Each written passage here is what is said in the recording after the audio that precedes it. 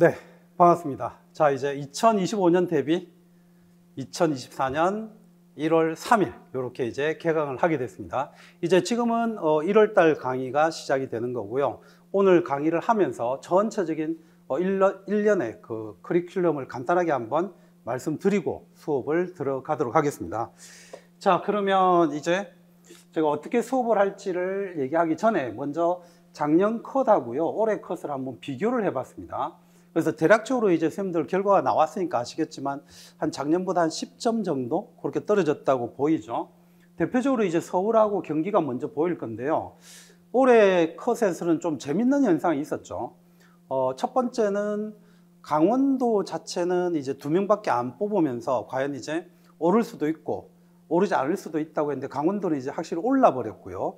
그 다음에 1명 뽑는 지역은 점수가 공개되지 않기 때문에 모르지만 2명이나 3명 뽑는 지역 중에서 가장 대표적인 지역으로 이제 대구하고 울산, 이 전국 최저로 나왔죠. 55점 얼마가 나왔죠. 그래서 그런 것들을 한번 생각을 해 보실 필요가 있고요. 서울하고 경기는 64, 63점대 이렇게 나왔는데 전국 최고 점수는 아니죠. 그럼 그걸 이제 어떻게 조금 분석을 하셔야 되느냐 하면 대부분의 이제 수험생들이 서울하고 경기는 그래도 가장 좀 점수가 높은 지역으로 일반적으로 생각을 했다는 거죠.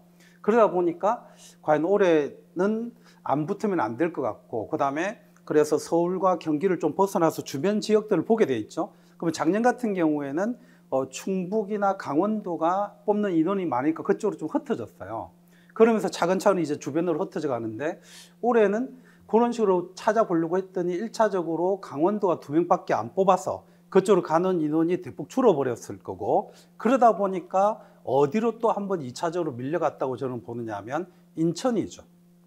그리고 또 이제 충청에서 더 밀려 내려가서 전북으로 밀려 내려가게 되는데, 그러다 보니까 이제 전북과 인천이 점수가 꽤나 높아졌죠. 그래서 인천이 아마 전국 최고로 점수가 높은 지역으로 변했을 겁니다.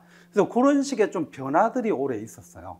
하지만 이거는 올해 나타난 일시적인 현상으로 보셔야 됩니다. 이게 계속적으로 나타나는 게 아니라 뽑는 인원이 적절하게 조정이 되고 그 다음에 앞으로 줄어들 것이라는 예상 때문에 꼭 붙어야 되겠다는 생각으로 인해서 서울과 경기 지역을 벗어나는 과정에서 나타난 좀 일시적인 현상으로 봐야 되겠죠. 그러면 내년에는 전체적으로 서울이나 경기가 다시 또 올라갈 거라고 보여집니다. 근데 그런 이제 전국에서 점수가 높은 지역은 서울, 경기가 대체적으로는 다 계속 그렇게 간다고 보시면 되겠고, 그 다음에 올해 시험하고 작년 시험하고의 차이점 역시 전공도 어려워졌고 교육학도 어려워졌죠. 그래서 전체적으로 한 10점 정도 떨어진 것으로 보입니다. 근데 이제 정말 채점 중에 하나 굉장히 논란이 됐던 것이, 그걸 아시는 분도 있을 수가 있고 모르시는 분도 있겠지만 북경조약이냐 벌린게임이냐, 그게 이제 엄청 논란이 됐는데 어쨌든 결론은 벌린게임 조약으로 결론이 난 걸로 저는 들었습니다. 그래서 그게 이제 아직까지 어떻게 될지는 모르겠으나 각각의 정보통이 조금씩 달라서 그런지 몰라도 예전에 제가 들었던 한 3년 전의 정답도 어느 분의 얘기가 맞는지 모르겠지만 제가 들었던 얘기와 또 다른 쪽에서 하는 얘기가 다른 경우가 실제로 좀 있긴 있었어요. 근데 저는 저 나름대로 또 확신을 가지고 그게 정답이다라고 하는 게 있었는데 이번도 조금 그런 게 논란이 있는 것 같습니다. 그렇게 생각을 해보면 시험 문제의 어떤 객관성이 과연 존재하는지가 좀 의심스럽기도 합니다. 근데 늘 그런 문제들은 존재를 한다고 봐야 되겠고요. 그래서 제가 1차 해설할 때도 그런 얘기를 한번 드린 적이 있는데, 만약에 내가 시험장에 간다면 80점 만점에 몇 점 받을까, 그렇게 생각을 해보면 그냥 겸손하게 얘기하면 저는 한 70점 정도가 제 생각이에요. 제 점수가 나올 것 같다고 생각을 해요. 그게 이제 우리 시험에 나도 시험 공부를 위해서 공부하는 거와 가르치기 위해서 공부하는 건 좀 다르다는 생각인데, 만약에 시험 공부를 위해서 공부를 한다면 거기에서 뭐 플러스 얼마가 될 수도 있겠지만 또 문제가 어떻게 나오느냐에 따라서도 또 떨어질 수도 있을 거라는 게 제 생각입니다. 그래서 결국은요, 이 얘기를 하는 이유가 종건이가 실력이 70점밖에 안 되나 이것을 폭로하고자 스스로 얘기하는 것이 아니라 문제 자체가 정말 보는 사람에 따라서 차이가 나는 문제가 반드시 나온다는 얘기를 하고 싶은 거예요. 그래서 어떻게 보면 북경조약이 답이 되기도 하고 어떻게 보면 벌린게임 조약이라는 게 답이 되기도 하지만 출제자가 어느 걸 염두하고 냈는지는 출제자만이 압니다. 그렇기 때문에 그런 부분에서는 틀릴 수밖에 없다는 거죠. 그래서 그런 것들을 늘 염두를 하셔야 되고, 그게 올해 부분에서는 어쨌든 전공에서도 그리고 교육학에서도 좀 적용이 되면서 작년 대비 대략 한 10점 정도 떨어지는 결과가 나온 거죠. 그래서 서울이 이렇게 경기하고 한 73점 정도였다면 올해는 64, 63이니까 대략 한 10점 정도 떨어진 셈이죠. 그리고 나머지 지역은 거기 대비 이제 오락가락 하는데요. 강원도 지역은 작년이 67이고 올해가 65인데 이거는 이제 두 가지를 보셔야 되죠. 작년까지 강원도는 2배수를 뽑았죠. 근데 이제 올해부터는 1.5배수이기 때문에 인원이 줄어들어서 컷이 올라가는 경향성과 2명밖에 안 뽑으면서 컷이 올라갔기 때문에 작년하고 컷이 비슷해졌다고 보시면 돼요. 그래서 이거는 좀 특별한 경우고, 역시 경남 지역 한 10점 정도 떨어졌다 이렇게 보이고요. 그래서 전체적으로 작년 대비 컷이 확실히 떨어졌어요. 전공이 한 6, 7점, 그리고 교육학이 한 3, 4점. 그렇게 이제 떨어진 현상이 있다라고 한번 봐두시고, 확실히 대구, 이거는 조금 안타깝죠. 왜냐하면 제가 대구 지역에서 이제 생활했던 분들이 한번 얘기를 하다가 나 같으면 대구나 이쪽에 갈 건데라고 했는데 끝내 내 말 안 들었거든요. 근데 사실 수험생의 입장에서 지원하기 만만치 않죠. 왜냐하면 이게 정말 떨어지게 될지 올라가게 될지는 정말 이거는 뭐 뚜껑을 열어봐야 아는 거기 때문에 정말 알 수가 없는데, 아무리 숫자가 뽑는 인원이 적다 하더라도요, 절대적으로 점수가 높은 경우는 별로 없어요. 그렇기 때문에 비슷하다라는 전제를 깔아보면 내 생각은 뭐냐면, 일반적으로는 이런 데가 사람들이 좀 겁이 나기 때문에 지원을 잘 안 한다. 그래서 점수가 떨어진다는 게 제 판단이거든요. 그래서 실질적으로 여기에 지원했으면 붙었을 분들이 꽤나 있겠죠. 근데 어쨌든 이제 이 기회는 다시 아마 안 올 겁니다. 내년에 만약에 대구에서 또 2명을 뽑는다고 하면 이제 이건 안 되죠. 왜냐하면 사람들이 이걸 올해 걸 봤기 때문에 이제는 우르르 몰릴 거예요. 그러면 내년엔 점수가 또 확 들 겁니다. 차라리 대구에 한 2명 뽑는다고 하면 내년 말고 2026년을 노리는 게 오히려 낫죠. 네, 그게 나을 겁니다. 그걸 생각하면서 2년 공부하는 또 바보 같은 생각은 하지 마시고 그렇다라고 한번 봐두시면 되겠습니다. 그래서 대략적으로 점수의 변화가 이 정도가 있다라고 생각을 해두시고요. 인천이 좀 아까워요, 그죠? 전북도 굉장히 높아졌죠. 그래서 인천하고 전북이 굉장히 높아졌다는 걸 한번 또 생각을 해두시고, 올해 내가 지원했었던 지역과 그 다음에 올해 내가 다시 지원할 지역을 한번 고민들을 해 보시는데 사용해 주시면 될 것 같습니다. 자, 그리고 제주. 네, 제주는 합격자가 3명 뽑는데 지금 한 분이 연락이 왔고요. 플러스 8점이니까 제 생각에는 아마 떨어질 일은 없을 거라고 보여집니다. 자, 그리고 뭐 충남하고 충북이 적게 뽑으면서 아마 인천이나 이쪽이 점수가 올라간 것 같아요. 왜냐하면 확실히 충북까지 이렇게 예를 들어서 내가 서울이나 경기를 지원하려고 했다가 경기가 좀 많았으면 지원할 건데 겁나니까 한 번 더 눈치를 보거든요. 그때 1차적으로 보는 게 충북 지역입니다. 근데 충북이 사람이 적게 뽑으니까 그 인원들이 어디에 가느냐 하면 인천하고 전북을 가는 거죠. 그러니까 그 두 개 지역의 점수가 높아졌다고 보시면 됩니다. 자, 그래서 충북도 뭐 이런 상황이다라고 한번 봐두시고요. 그래서 일반적으로 놓고 봤을 때 충북은 숫자가 3명밖에 안 되지만 점수가 많이 튀지 않잖아요. 그러니까 이런 현상들도 한번 봐두시면 나쁘진 않습니다. 자, 이렇게가 있었고요. 이제 이 부분을 한번 조금 고민해 주시면 좋겠는데요. 다른 것보다 이 두 가지가 제가 올해 하고 싶은 얘기입니다. 뒤에 두 가지는 작년 거랑 거의 동일한 겁니다. 그래서 첫 번째가 뭐냐면 역교로 문제인데요. 역교론의 여성 문항이 올해 걸 잘 보시면 알겠지만 전공서에서 외워서 푸는 문제는 3문항. 그리고 그 3문항이 다 3점짜리, 4점짜리는 아니죠. 그렇기 때문에 실질적으로 점수가 그렇게 높은 건 아닙니다. 예를 들어서 2022 개정교육과정, 그거 그냥 단순 기입형이고 그건 2점짜리고요. 그 다음에 실증론하고 관념론으로 문제 역시 나온 것도 2점짜리에 불과하고, 그래서 실질적으로 기입형은 6문항 중에서 3문항이 있지만 점수로 치면은 8점도 안 돼요. 그럼 나머지가 실질적으로 이제 중요하다는 얘기인데, 그 4점짜리 문제들은 외워서 푸는 게 아니라 뭐였습니까? 거의 그냥 또 국어 문제라고 보시면 돼요. 그리고 또 하나가 이제 어떤 특징이 있었느냐 하면 실질적으로 문제를 만들어내는 게 굉장히 힘드니까 2020년도인가에 나왔었던 그 문제와 동일하게 똑같은 포맷을 주고 똑같은 요구사항의 문제를 냈었다는 거죠. 그렇기 때문에 역교론 부분에서는 선생님들이 더욱더 기출문제를 잘 봐두시기를 바랍니다. 그러니까 역교론은요, 이렇게 좀 생각을 해주세요. 우리도 어떻게 보면 공부하기가 사실상 힘들다. 하지만 역으로 놓고 보면 출제하시는 교수님들도 문제 내기는 어렵다.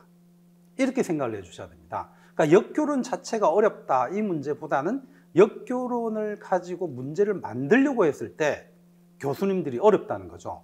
그리고 이 생각을 또 하실 수 있잖아요. 이제 사범대이든 아니면 그 교직 과정을 거쳤던 간에 이 역사 교육론을 대학교에서 분명히 배우셨을 건데 간혹 이런 얘기들을 합니다.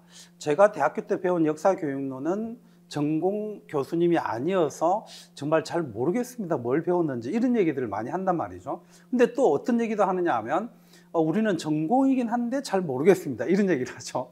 그럼 그 얘기는 결국 뭐냐 하면 전체적으로 역교론이 수험생한테는 어렵다는 것도 알려주기도 하거니와 또 하나는 역교론 문제를 낼 수 있는 교수님이 별로 없다는 얘기예요. 그럼 역교론 문제를 낼 수 있는 교수님이 별로 없다는 얘기는 일반적으로 한번 출제 들어갔을 때 3년 동안 계속 이렇게 갈 수가 있고 3년이 지나면 교체가 돼야 됩니다. 반드시. 그러면 3년에 한 번씩 교체된다는 가정을 깔아봅시다. 그렇게 가정을 깔아둔다 하더라도요. 그들이 역교로 문제를 낼 수 있는 게 계속 동일한 분들이 3년 동안 문제를 내기 때문에 한계치에 저는 도달했다고 봐요. 그래서 굉장히 아마 부담이 클 겁니다. 그러면 그들도 부담이 크다는 얘기는 어떻게든 역교로 문제를 만들어야 되겠는데 새로운 형태를 가지고 만들기도 힘들 뿐만 아니라 새로운 내용을 찾기도 부담스럽죠. 특히나 올해 시험 문제 중에서는 전공서를 다시 한번 더 잘 생각해 보세요. 작년에 그 하나의 문제 때문에 수많은 수험생은 척검을 봐야 되느냐 말아야 되느냐 끊임없이 물어봤었고요. 저는 그게 주 교재로 사용할 수는 없다는 게 제 생각이에요. 근데 제가 어느 역교론 책보다 첫걸음은 저는 정말 좋은 책이라고 판단했어요. 그래서 저도 정말 처음 나온 책 중에서 딱 한 번 출제가 되었지만 작년에 그 책이 너무 좋았기 때문에 같이 본 적이 조금 있죠. 그래서 그런 문제들이 이제 발생을 하게 되는데 그런 것까지 생각을 해보면 수험생의 부담은 더더더 커집니다. 그럼에도 불구하고 올해 그 책에서는 시험 문제가 안 나왔죠. 왜 안 나왔을까를 역으로 또 한번 생각을 해보세요. 아마 분명히 전체적인 분위기는 아실 거라는 거죠. 첫걸음을 다들 공부해야 된다라고 느끼고 그걸 엄청나게 보고 있다는 것, 그리고 그것을 또 똑같이 그 속에서 문제를 냈을 때 교수님들에게 가해지는 비판들, 특히 이제 그 비판 중에 저는 그게 너무 싫긴 한데 비판하는 악랄한 비판 중에 첫 번째가 뭐냐 하면 책팔이 하냐 이런 식의 비판들, 그런 게 굉장히 부담스러웠을 거고요. 그래서 아마 저는 첫걸음에서 안 냈을 거라고 봅니다. 그러면서 다시 역사교육론의 문제 같은 것이 아니라 정말 국어 수능 문제 같은 문제로 다시 회귀했다고 보는 거고요. 그러다 보니까 기출문제와 관련한 것이 다시 형식 면에서 반복됐다는 게 제 생각입니다. 그걸 잘 생각을 해주세요. 그러면 결국은 공부 방향은 어떻게 해야 되느냐 하면 역교론 책에서 볼만한 것은 역시 기존의 기출로 나왔던 중시되는 부분을 무조건 기억을 하셔야 되고 거기에 플러스 알파를 더 나가는 거는 정말 여러 가지로 고민을 해봐야 되겠지만 어쨌든 1, 2월 달에 저하고 공부하실 부분에서 실질적으로 아주 깊이 있게 들어가는 게 아니라 제 교재에서 가장 기본적인 내용 그리고 가장 기본적인 내용을 가지고 이해하고 확실하게 할 부분을 조금은 기본적인 내용으로 가져가는 공부를 하는 게 필요하다는 게 제 생각입니다. 그러면서 끊임없이 이런 문제가 나왔고 이 문제것이 어떻게 활용되었는지를 확인하는 방식의 공부를 해주면 돼요. 그리고 더 중요한 거는 기출문제가 어떻게 나왔고 그래서 거기에서 어떤 사고를 요구하는지를 계속 보셔야 돼요. 금방 다시 돌아와서 2024년 올해 임용시험을 다시 한번 더 잘 보시면 전공서에서 외워서 풀 수 있는 문항은 세 문항, 외워도 풀 수 없고 판단을 하고 추론해서 풀 수 있는 문제가 세 문항. 그럼 각각 세 문항씩이지만 실제로 점수는 추론 문제가 훨씬 더 높았다. 이거는 암기가 절대 될 수가 암기로 절대 풀 수 있는 문제가 아니라는 겁니다. 그러면 그렇게 사고할 수 있는 힘을 길러가는 게 필요해요. 그래서 제가 계속 선생님들에게 요구할 거는 이런 사고의 힘을 좀 가져달라. 그래서 그 사고할 수 있는 힘을 가지는 방식은 여러 가지가 있겠죠. 그 중에서 하나가 가장 기본적인 내용을 일단 먼저 아는 게 필요합니다. 이해를 하는 게 필요하고 그 이해를 기반으로 해서 전공서를 수없이 많이 보시기를 권합니다. 즉 뭐냐면 긴 문장 그리고 새로운 서술 방식으로 써진 것을 보고 싶고 볼 수 있다면 한번 봐두시기 바랍니다. 그러니까 똑같은 내용이어도 누가 어떻게 말을 하고 누가 어떻게 서술을 하느냐에 따라서 좀 방식이 달라질 수 있잖아요. 그러면 똑같은 내용이지만 다른 서술 형식으로 되었을 때 읽는 사람은 조금 느낌이 달라지면서 걔를 다시 어떻게 할 수밖에 없어요. 뭔가 해독하려고 할 수밖에 없죠. 그런 힘들을 갖춰 나가는 게 올해 선생님들에게 필요한 거죠. 그럼 예를 들어서 저는 아직까지 서양사 부분에서는 서계론이 기본 텍스트여야 된다고 봅니다.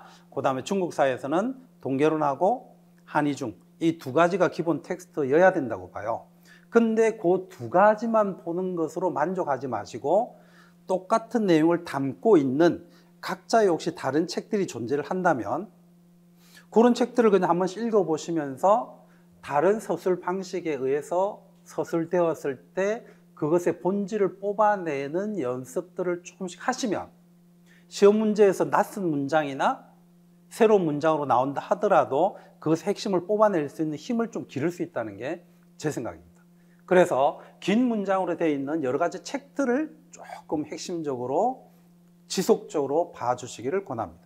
단 핵심적인 내용을 요약하는 것은 작년 저희 커리큘럼하고 바뀐 것이 1월 달인데요. 1, 2월 달과 3, 4가 작년 대비 바뀌었죠. 그 중에서 그거를 좀 장점으로 삼아 주실 거는 이 부분입니다. 지금 하게 되는 1, 2월 달의 강의는 제 교재 갖고 하죠.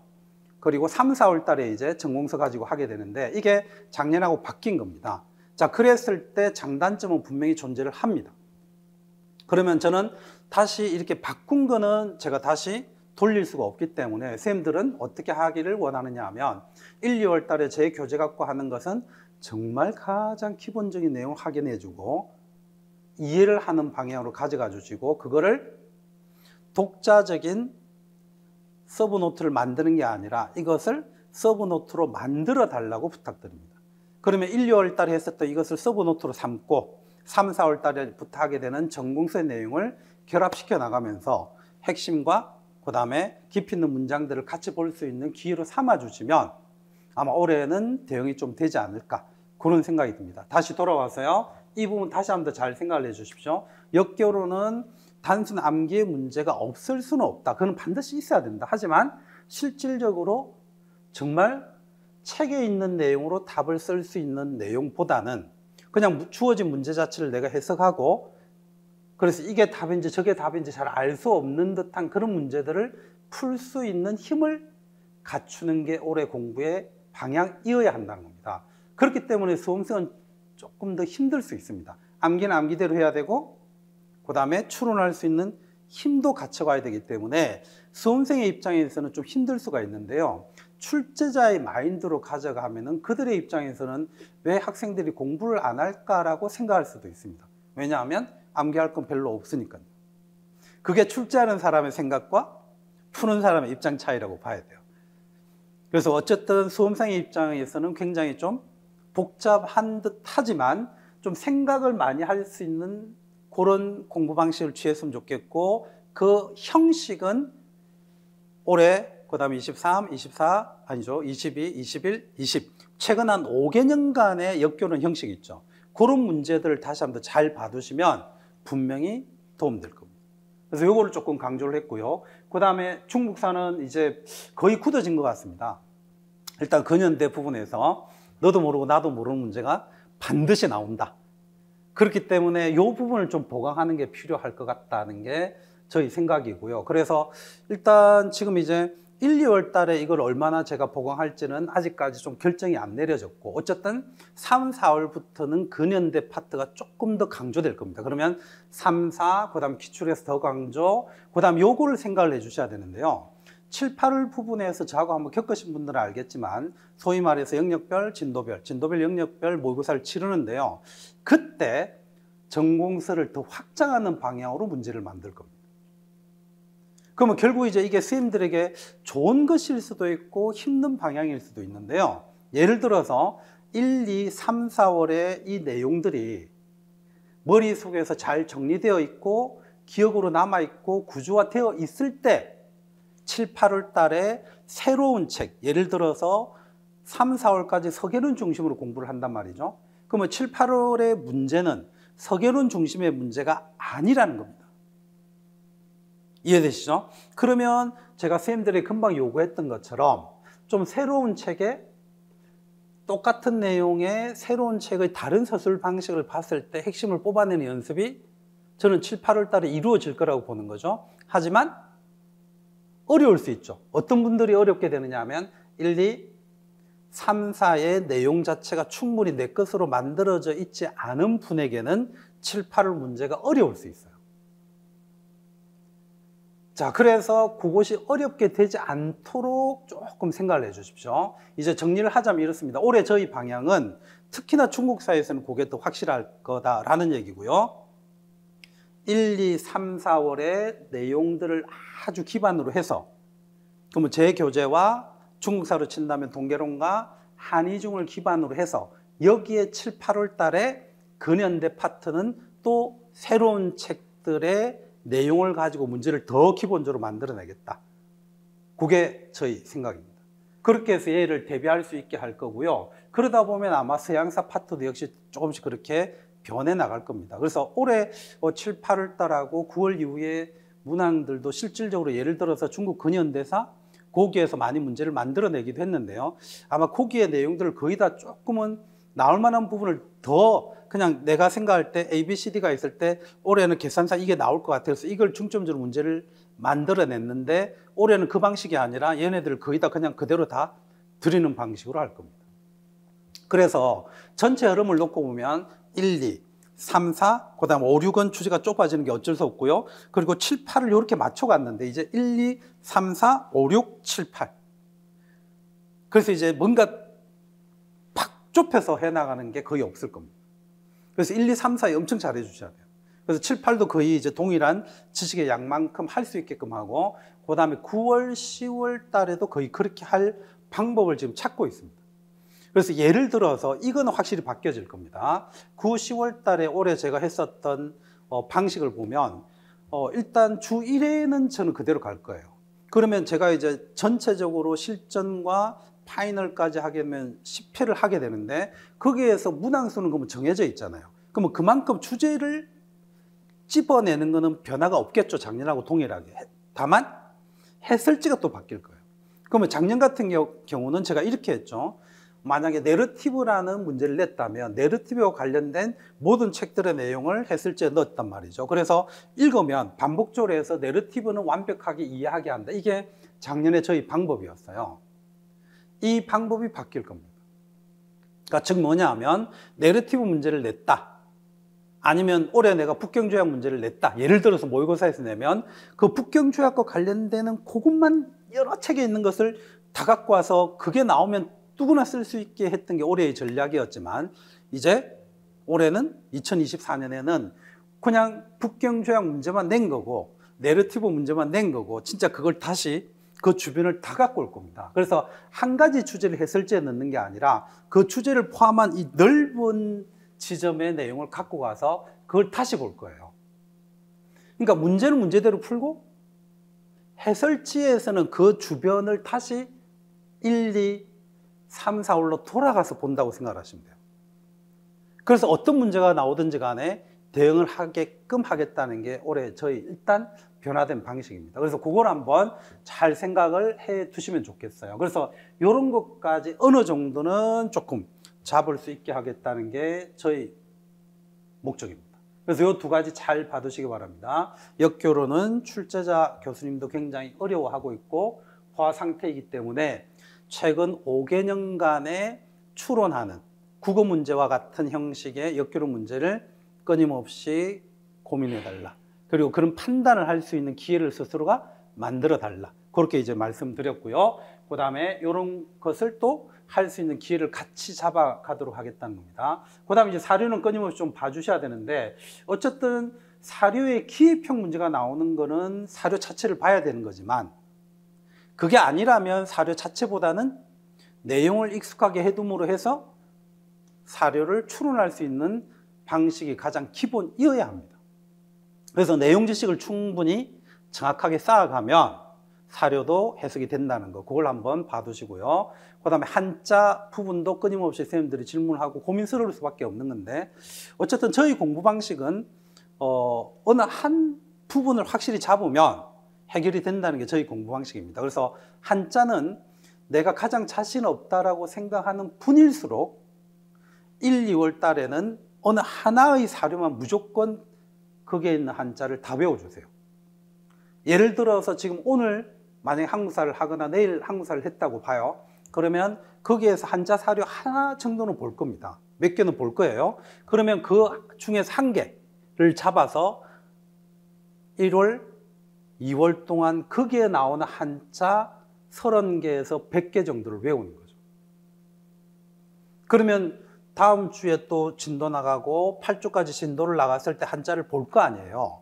그러면 이 한자들은 어떡하나 그런 생각을 가지지 마시고, 가장 한자에 대해서 나는 정말 초보자다라고 느끼시는 분은 거기에서는 수업할 때만 들어두시고, 한자 공부는 다시 애초에 나는 얘는 2개월 동안 무조건 다 외울 거야 라고 스스로 찍어둔 한자를 외워주세요. 근데 그게 사람마다 다를 수 있겠죠? 2개월이 지나야 고대에서 봤었던 한자 30개에서 100개를 다 외우는 분이 있을 수가 있고, 1개월 만에 다 외울 수도 있고 2주 만에 다 외울 수도 있잖아요. 그것만 계속 보면 사람마다 일단 속도는 다를 거라고 전제를 깝시다. 하지만 그렇게 달라졌을 때 제가 요구하는 건 이거예요. 자, 2개월 만에 한자 100개를 다 외웠다. 그러면 그분은 언제부터 한자에 대해서 좀 자유롭다? 3월 달에. 만약에 정말 잘 외웠다라고 했을 때 1개월 만에 그 한자 100개를 다 외우면 이제 2월부터는 축구라고 본 그 사료를 볼 필요가 없고, 다시 그것처럼 새로운 사료를 집어내서 다시 거기에 있는 한자를 외우는 거죠. 그러면 어떤 일이 벌어지냐 하면, 새로운 사료를 봤을 때 거기에 있는 한자의 반은 앞에서 외운 한자 속에 실제로 있어요. 저는 이 방법을 꼭 추천드립니다. 대신에 좀 심적으로 힘들 수 있기 때문에 잘 버텨주셔야 돼요. 정말로 처음에 딱 스스로가 찍은 한자 사료에 그 한자를 다 외운다. 그것만 정말 제 말을 믿으시고요. 그것만 계속 외우세요, 한자를. 그러면 다음에 낯선 사료가 나왔을 때 거기에 나와 있는 한자가 거의 반 이상은 보입니다. 우리가 한자를 보통 해석을 하려면 일반적으로 그냥 뭘 공부해야 된다고 봅니까? 천자문이라고 얘기하잖아요. 그러면 천자의 한자인데 천자를 다 외우는 방법은 힘들어요. 그러니까 저는 몇 개 정도만 필요하다고 보느냐 하면 30개에서 100개 정도. 그러니까 그거를 몇 월 달에 외우자는 게 제 의도냐 하면 1, 2월 달에. 그러면 거기에 기반해서 다음에 또 100개가 더 쉽게 외워진다는 거죠. 왜냐하면 한자 사료를 봤을 때 이 100개 외운 것에 한자들이 이미 새로운 사료들이 보이기 때문에, 그러면 거기에 새로운 한자를 접근하기가 훨씬 수월해집니다. 그래서 한자 사료까지 그렇게 한번 봐두시고 돌아와서요, 사료는 언제나 보셔야 하지만 이 문장에 너무 깊이 있게 빠져들지 마시고요, 사료 자체만 보는 것보다는 기본적인 지식을 잘 외워두시면 사료는 충분히 해결될 수 있다. 이 마인드로 사료를 보셔야 됩니다. 그리고 한자 사료는 처음에 정말 나는 한자를 모른다는 분을 전제로 깔았습니다. 딱 그런 분은 사료 한 개만 찍어서 1, 2월 달에 무조건 외워보세요. 그리고 다 외웠다면 다른 사료로 넘어가고요. 그게 외워지지 않았다면 2개월 동안은 죽으라고 그 사료에 그 한자 외우세요. 그러면 한자 정말 됩니다. 그래서 사료와 관련해서 항상 그렇게 봐두시고요. 그 다음에 작년에 강조했던 거 올해 그대로 다시 유지하고 있는데요. 답안 쓸 때 짧게 쓰지 마시기 바랍니다. 길게 쓰셔야 됩니다. 그래서 기존에 한 3년 정도 전까지는 키워드만 들어가면 괜찮았는데요. 지금은 그 키워드가 애매모호하다는 거죠. 출제자가 원하는 것이 이거인지 저거인지 잘 모르겠는 경우가 있다는 겁니다. 그러니까 예를 들어서 올해 문제에서 아까 그 얘기 또 해볼까요? 만약 이 문제가 벌린 게임이었는지 북경인지 잘 모르겠다. 그러면 그냥 둘 다 쓰자. 이게 저희 지론이었죠. 근데 그 생각이 그 순간에 잘 나기는 어렵습니다. 그래서 평소에 계속 그 생각들을 해주셔야 돼요. 이해되시죠? 그러니까 그런 식의 방법들을 취하게 되면은 분명히 점수가 오르게 될 겁니다. 작년까지는 제가 받았을 때 점수가 대체로 내가 채점한 거에서 좀 떨어지는 경향이 있었어요. 저도 이제 올해는 좀 화가 많이 나서 내가 생각한 문장이 아니거나 내가 생각한 키워드가 없으면 다 깠거든요. 그랬더니 실제로 한 90%는 점수가 다 올랐어요. 이 와중에 안 오른 분도 있긴 있는데 이제 그거를 비교 대조해서 이제 추적해서 찾아야 되는데 어쨌든 간에 제가 생각한 그 키워드와 내용에서 아니다라고 했을 때 까는 채점 방식을 썼을 때가 결과적으로는 훨씬 더 선생님들에게 나은 것 같습니다. 그래서 실질적으로 그거는 다시 돌아오면 수험생의 입장에서는 항상 문장을 답을 쓸 때 내가 생각한 키워드 한 가지가 들어갔다고 해서 짧게 답을 쓰는 습관을 버리시고 내가 쓸 수 있는 내용을 다 서술하는 방향으로 답을 써주시기 바랍니다. 근데 이렇게 답을 서술하는 방식이 사실은 사고방식도 변화시키게 되어 있거든요. 즉 선생님들이 책을 보실 때 어느 한 가지만 보고서 이게 핵심이야 라고 하는 공부 방식을 더 키워나가게 되죠. 그래서 이게 핵심이지만 거기에 주변에 무엇이 있는지를 더 보게 되는 공부 방식도 만들어 줄 겁니다. 그렇게 공부를 하다 보면 지식이 훨씬 더 두꺼워집니다. 깊이가 있게 되고요. 그렇게 해서 실질적으로 선생님들의 여러 가지 뭐라고 할까요? 공부 방식, 그 다음에 공부한 결과 시험 성적까지도 변화시킬 수 있는 내용으로 이것을 한번 봐주시면 좋겠습니다. 자, 이렇게 이제 제가 전체적으로 중요한 4가지 정도 말씀드렸고요. 요거는 이제 전체적인 흐름인데요.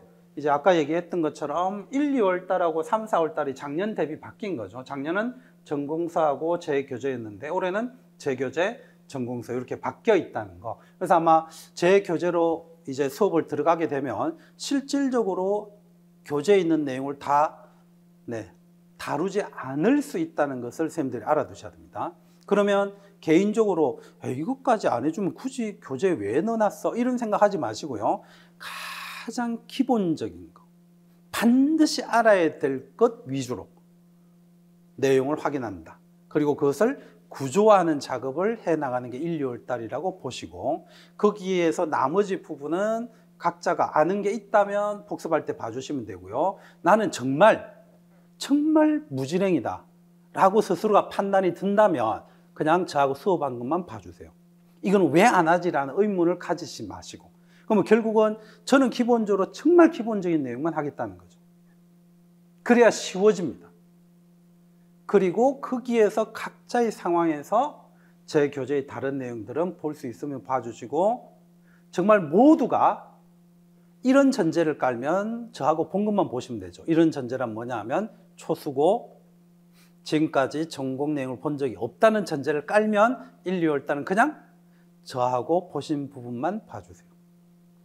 그리고 3, 4월 달이 거기에다가 전공서로 살을 붙일 겁니다. 자, 어쨌든 재교재, 전공서, 그리고 기출, 그 다음에 진도별, 영역별. 여기에서 아까 얘기 드렸던 것이 3, 4월 달에 봤었던 전공서 내용을 좀 더 확장해 갈 겁니다.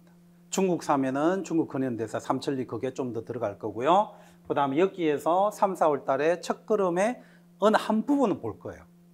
그거는 이제 제가 계획을 하고 있고 어쨌든 첫걸음에 발체 부분, 한 단원 정도는 발체로 볼 거고요. 여기에서는 그 첫걸음에 한 3분의 2 이상을 문제로 만들어낼 겁니다. 그러면 잘 생각을 하셔야 됩니다. 여기에서 그런 식으로 확장을 해버리면 동계론에 있는 내용은 문제로 빠질 수 있고, 그죠? 우리가 봐야 될 초록책이나 남색책이나 갈색책에 있는 게 문제로 빠질 수 있죠? 그러니까 그런 게 언제 다 만들어져야 되냐면 여태까지 만들어져 있어야 그것을 각자가 더 찾아갈 수 있습니다. 아니면 기초가 튼튼하지 않은 상황에서 첫걸음만 보는 잘못된 공부가 될 수 있고, 기초가 튼튼하지 않은 상황에서 중국 근현대사라는 그 5곳만 보는 문제가 발생할 수 있습니다. 그런 걸 생각을 하시면서 확장되는 걸 생각을 하시고, 그런 게 이제 기반이 잘 잡히면 9월달, 10월달, 11월달까지 10회 실전 모의고사를 본다고 생각을 하시면 됩니다. 그리고 아까 간단히 말씀드렸지만 해설지가 작년하고 조금은 달라질 겁니다. 되겠죠? 그렇게 봐두시고요. 그리고 요 실전하고 마무리 모의고사가 또 2023년하고 달라진 게 뭐냐면, 마지막 파이널 모의고사를 토요일에 하지 않고 수목으로 다시 가지고 왔습니다. 이유는 간단합니다. 그냥 해설을 같이 계속 보겠다는 겁니다. 그러니까 토요일은 선생님들에게 장점이, 토요일 날 시험을 보는 습관을 들이지 않은 장점은 좋았는데, 해설지를 한 100페이지씩 드렸을 때 다 읽어내지 않는 것 같다. 그게 이제 제 생각이라서 그냥 결국 그냥 수목으로 돌려서 어쨌든 같이 볼 거다 계속. 그게 이제 저의 얘기고요. 그리고 올해 제가 일정을 전체적으로 좀 고민을 해봤는데요. 현재로서는 1, 2 쉬고 3, 4, 그래서 매 텀마다 쉬는 시간이 계속 있을 거예요. 그러면 7, 8월 달에부터가 아마 2주 차부터 시작을 하게 될 겁니다. 그래서 일단은 계속 한 텀이 끝나고 나면 커리큘럼에서 1, 2 끝나고 나면 한 주 쉬고 3, 4 하고 나면 또 한 주 쉬고 이런 식으로 진행이 되니까 자기가 좀 정리가 필요하다라고 생각이 드시는 분들은 그 쉬는 때에 정리를 한다고 생각을 하시면 됩니다. 되겠죠? 자, 그렇게 이제 한번 봐주시고요. 자, 이렇게 이제 커리큘럼을 거치고, 그 다음에 확실히 이제 다시 한번 더 말씀드리면 1, 2월 달의 목표는 지식의 확대가 아니다라고 저 분명히 말씀드립니다. 확대가 아니라 지식에 대한 이해, 그 다음에 확실, 그 다음에 이제 제가 작년하고 이제 이걸 바꾸면서 좀 더 고민을 했던 게, 올해는 이 구조화 부분을 좀 더 신경을 썼습니다. 그래서 아마 1, 2월 달 이 강의에 대해서 학원 측에서 이제 이렇게 뭐라고 하죠? 안내하는 고기를 보시면 초수이거나, 그 다음에 제가 이걸 붙여놨어요. 지식을 산만하게 외우신 분을 대상으로 하겠다고 표현을 했는데요. 그렇게 표현을 한 이유는 뭐냐 하면, 여러 가지 얘기를 나누거나 고민한 얘기들을 들어보면 공부를 예를 들어서 3, 4년 했는데 그거를 줄거리를 잡거나 이게 어디에 있거나 하는 식으로 뼈대를 잡아내거나 하는 구조화가 없는 분들이 상당히 많았다는 게 제 판단이에요. 그래서 이제 그 구조화가 안 된 분들이 상당히 많아서 실질적으로 그 구조화하는 과정을 1월부터 하겠다는 겁니다. 근데 구조화를 하려면 선생님들이 공부 방식이 어떻게 달라져야 되느냐 하면, 하나의 주제에 대해서 깊이 있게 들어가는 방식으로 공부하는 게 아닙니다. 심하게 얘기를 하면 하나의 주제에 대해서 깊이 있게 공부하는 방식은 누구의 공부 방식이다? 대학원의 공부 방식이에요. 근데 그 방식은 구조화하고는 거리가 멉니다. 하나에 대해서 깊이 있게 알 뿐이죠. 그럼 뭐 구조화는 어떻게 되느냐 하면 여러 가지들에 대해서 전체를 보고 길을 찾는 공부라고 생각을 하셔야 돼요.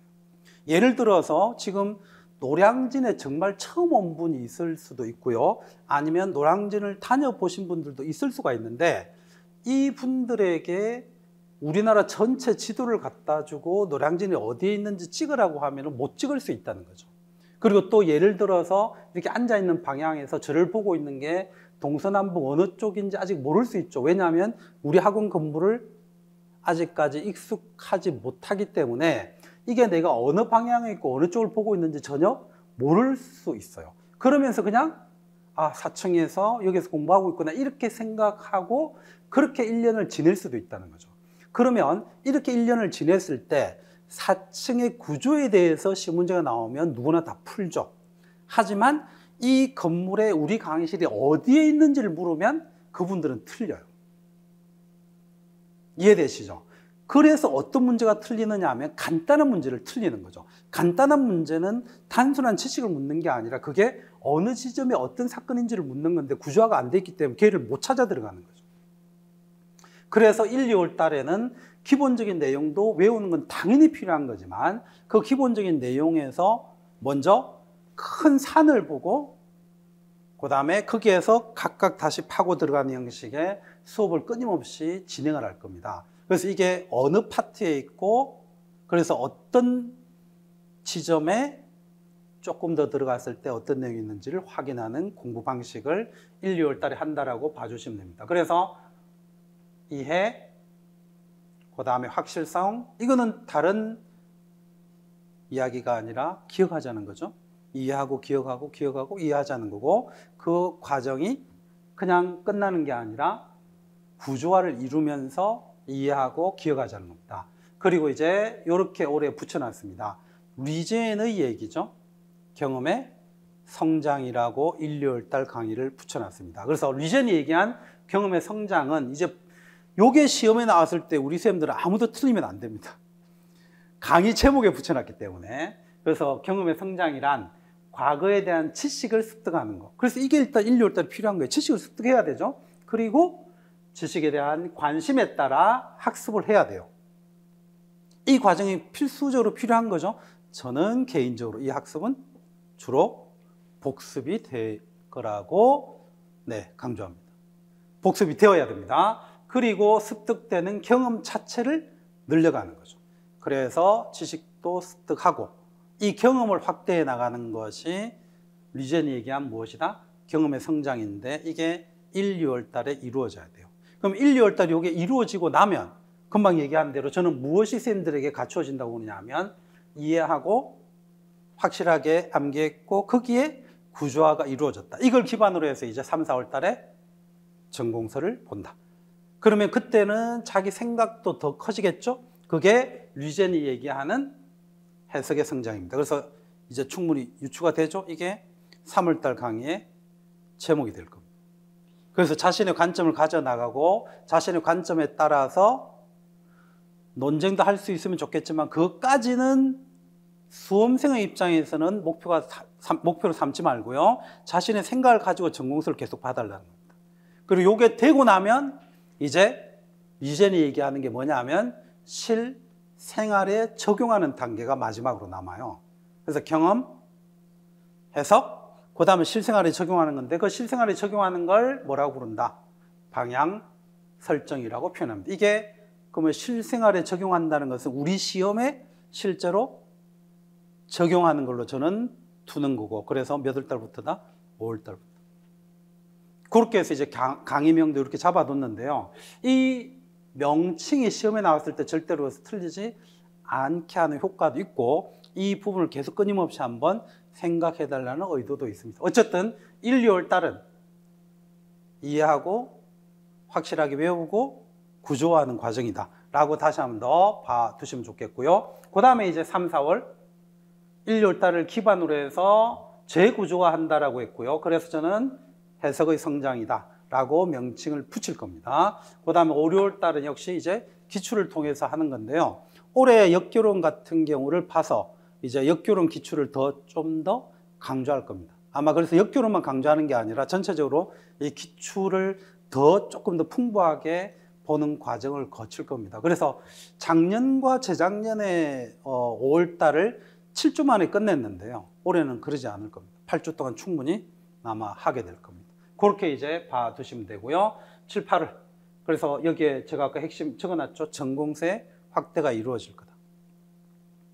그래서 실제 3, 4, 5, 6까지 잘 해두셔야 됩니다. 그리고 마지막에 이제 9월부터 진행을 하는데요. 이때는 달라지는 게 토요일 수업이 아니라 그냥 수목 그대로 합니다. 그리고 전체적으로 선생님들이 오해하시면 안 되는 게 1, 2, 3, 4, 5, 6까지 6개월 동안은 수목금이에요.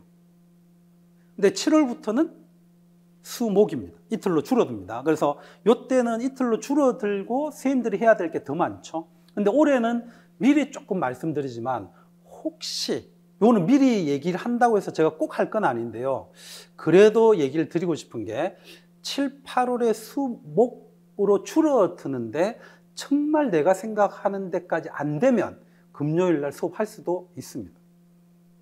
그래서 올해는 서로 좀 독해져야 됩니다. 그래서 미리 얘기하지 않고 아마 제가 보강을 하는 일은 없을 거예요. 전체적으로 보고 이거는 도저히 내가 볼 때 아니다라고 한다면 최소한 한 일주일 전에는 충분히 얘기 드릴 테니까 그렇게 한번 생각을 해보시고, 그렇다고 해서 아마 7, 8월 달에 그냥 계속 수목금은 저는 그렇게는 못해요. 그렇게 하는 거는 저 강의에 문제가 있는 거거든요.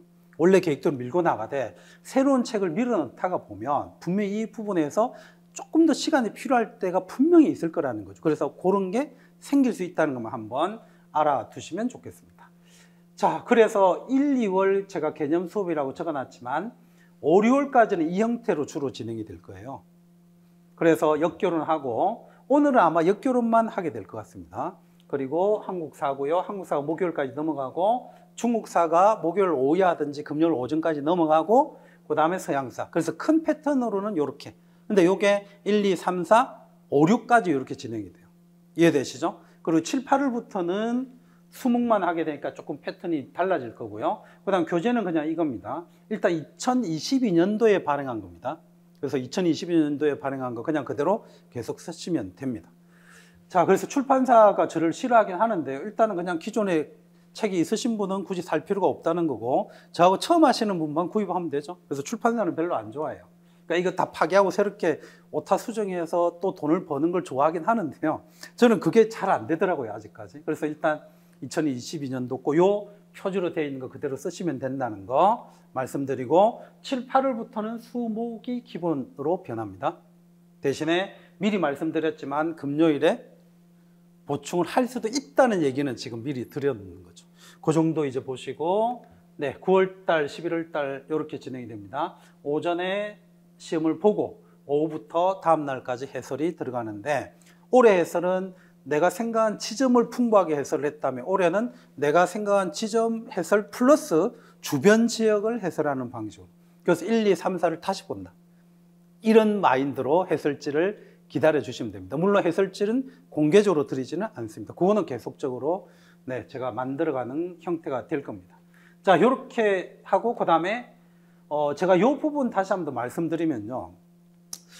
좀 고민이 많이 되는 부분인데 어쨌든 제 수업을 들으시는 분들 중에서 저희 장점을 여러 가지로 얘기를 하지만 개인적으로 사람은 자기한테 좋은 것만 더 크게 듣는 경향이 있는 건 사실이잖아요. 근데 저는 저한테 좋다고 하는 것 중에서 뭐가 사실은 가장 기분이 좋으냐 하면 선생님의 역교론이 최고다라는 얘기가 저는 사실 굉장히 기분 좋아요. 왜 그러냐면 과연 이제 역사교육론을 어떻게 볼 거냐가 정말 여러 가지인데 저도 뭐 이제 일반 대학원이 아니고 교육대학원을 2번이나 다니긴 했지만 이 교육대학원에 대해서 좋다 나쁘다 여러 가지가 있고 그러면 결국은 뭐 어떤 사람들은 맞죠? 교육대학원. 그것에 대해서 졸업하는 게 의미가 있냐 이렇게 따지기도 하고 그래서 그것을 졸업하는 게 크게 의미가 없다고 보는 분도 있지만 결국은 자기가 공부하기에 따라서 저는 다르다는 겁니다. 그래서 왜 교육대학원을 그렇게 낮춰보는지 모르겠는데 저는 그런 생각은 안 가졌으면 좋겠다는 것. 다만 대학원식 공부 방식을 수업 방식으로 가지고 왔을 때는 좀 바뀌어져야 된다는 겁니다. 다시 돌아와서 저는 대학원을 2곳을 나왔지만 다 수료입니다. 왜냐하면 저는 졸업장을 따야 될 이유는 아직까지 한 번도 느낀 적이 없어요. 그럼 왜 2번을 다녔냐면 그냥 그들한테 더 배우고 싶은 욕구 때문에 간 거죠. 그래서 이제 2곳을 한국교원대하고 단국대를 그렇게 다녔는데요. 결과적으로 대학원에서 그렇게 교수님들한테 역교론과 그 다음에 역사를 배웠던 것에 대해서 특별한 지점에 특별한 주제에 대해서 배웠던 건 저는 상당히 좋았어요. 하지만 이것을 다시 우리 시험으로 가지고 들어올 때는 좀 달라져야 된다는 게 제 생각인데 이 얘기를 왜 이렇게 길게 하느냐 하면 과연 역사교육론에 대해서는 내가 교사로서의 11년의 경험이 역사교육론을 이해하는 데 더 큰 힘이 될까 아니면 교수님한테 배웠던 게 더 큰 힘이 될까라고 냉정히 물어보면 저는 교사 생활입니다. 그러니까 교수님들한테 이런 말을 직접적으로 하면 미안할 수도 있는데요. 왜 그런 얘기를 하냐면 금방 얘기했던 것처럼 대학원의 내용은 어느 한 지점이에요. 그거를 이해하고 사고하는 방식에서는 분명히 도움이 된다. 하지만 전체 역사교육론을 이해하는 것은 지점의 문제가 저는 아니라는 거죠. 그래서 오히려 역사교육론은 교사로서 경험했던 것이 훨씬 더 저한테는 중요한 이해의 발판이었다는 거고 그래서 실질적으로 저하고 역사교육론을 했을 때 이해가 안 된다는 분들은 거의 없다는 게 저희 생각이고 그래서 제 수업 중에 역사교육론이 가장 좋다라고 반응을 해주면 저는 엄청 기분을 좋게 느낍니다. 제일 좋아요. 그래서 개인적으로도 이 부분이 저는 가장 자신 있는 부분 중에 하나라는 거 다시 한번 더 말씀드리고, 논문식의 접근 방법을 써서는 안 된다는 얘기를 다시 한번 더 드립니다. 끊임없이 간혹 얘기를 드리지만 선생님들이 짧게는 교생 실수, 아니면 각자 여러 가지 경험이 있겠지만 정말 가르칠 때 어떻게 해야 되는지를 계속 생각을 하면 역교로는 분명히 달라집니다. 그래서 그것을 저는 살아있는 역사교육론이라고 생각을 했고 제 교재 제목으로 붙여놨는데요. 이 부분이 제가 가장 자신하는 바라는 거 다시 한번 더 말씀드리고, 그 다음에 또 하나는 끊임없이 문제 만드는 것에 대한 고민을 깊이 해왔고, 이 부분에서도 출제자하고 마인드가 굉장히 비슷하게 갖추는 능력이 있다는 거, 요렇게를 조금 저는 강조 드립니다. 자, 그리고 이제 저 나름대로 혼자 하는 것에 대한 장점을 작년도 한번 얘기를 드렸지만 쪼개어가는 것의 장점은 분명히 존재를 하죠. 왜냐하면 두 과목을 공부를 하면 훨씬 더 공부하는 입장에서 편합니다. 그건 분명해요. 그렇게 따지면 확실히 모든 과목들의 전문가는 누가 될 수밖에 없느냐 하면 대학교 교수님이 될 수밖에 없다는 겁니다. 하지만 그게 다시 시험과 관련해서 돌아온다면 교수님들이 각 시험장에 들어와서 시험 문제를 풀면 과연 내가 말하는 것처럼 70점을 자신할 수 있을까요? 저 불가능하다고 보거든요.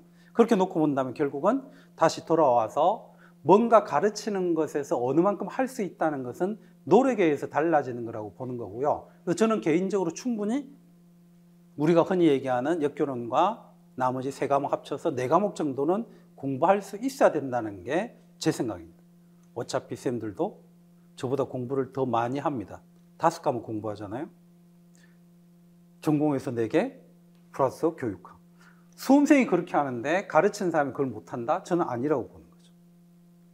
그랬을 때 이런 부분도 한번 다시 생각을 해보자는 거고, 그리고 선생님들은 각자 한국사, 동양사, 서양사를 분리시켜서 생각하겠지만 그걸 올해 좀 더 끊임없이 끌어모을 것이고, 그것을 어느 과목하고 상관없이 역교론하고 결합시키는 걸 또 경험하게 될 겁니다. 그러면 훨씬 더 나을 겁니다. 그게 또 저희 장점이기도 하다는 거 말씀드리고요. 자, 그 다음에 이제 체크카드 얘기 들어보신 분이 있을 건데요. 그래서 이제 체크카드가 언제부터 나가느냐 하면 다음 주 월요일 날 올라갑니다. 그래서 작년까지는 월요일 날 제가 단톡방을 모았는데요.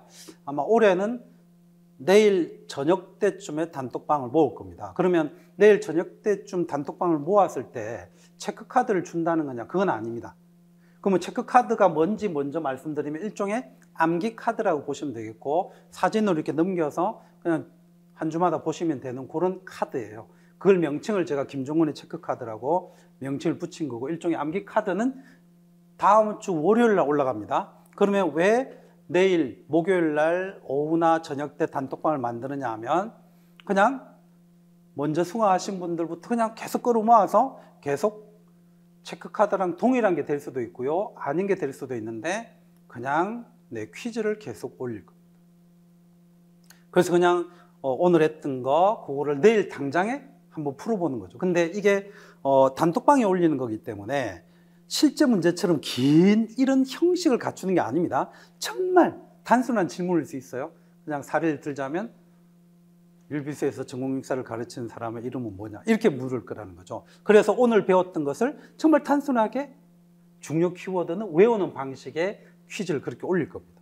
그러면 그거를 또 2개월 동안 계속하고, 그것일 수도 있고 아닐 수도 있는 체크카드를 받아서 또 계속 보시고, 아마 그렇게 되면은 선생님들의 암기가 조금 더 구체적으로 이루어지지 않을까.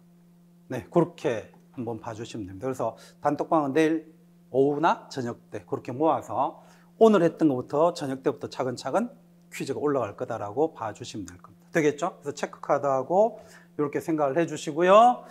자, 뭐 하나 마지막에 멘탈 관리는 자고, 이제 제가 멘탈이 좀 강한 사람이라서요, 혹시 힘들거나 하면 그냥 찾아오시면 됩니다. 자, 그 정도 해주시고, 요거는 이제 진짜 합격을 진심으로 기원한다는 거 다시 한번 말씀드립니다. 눈썰미가 있으신 분들은 아시겠지만 첫 화면의 저희 사진과 마지막에 저희 사진은 다릅니다. 그래서 이게 좀 더 한바구음을 짓는 거고요. 첫 화면은 이런 좀 포용하는 자세의 사진입니다. 그래서 올해 꼭 또 좋은 결과 내시기를 바라고요. 역시 30분이 안 되네요. 1시간이 걸렸는데 이제 쉬었다가 역교는 들어가도록 하겠습니다.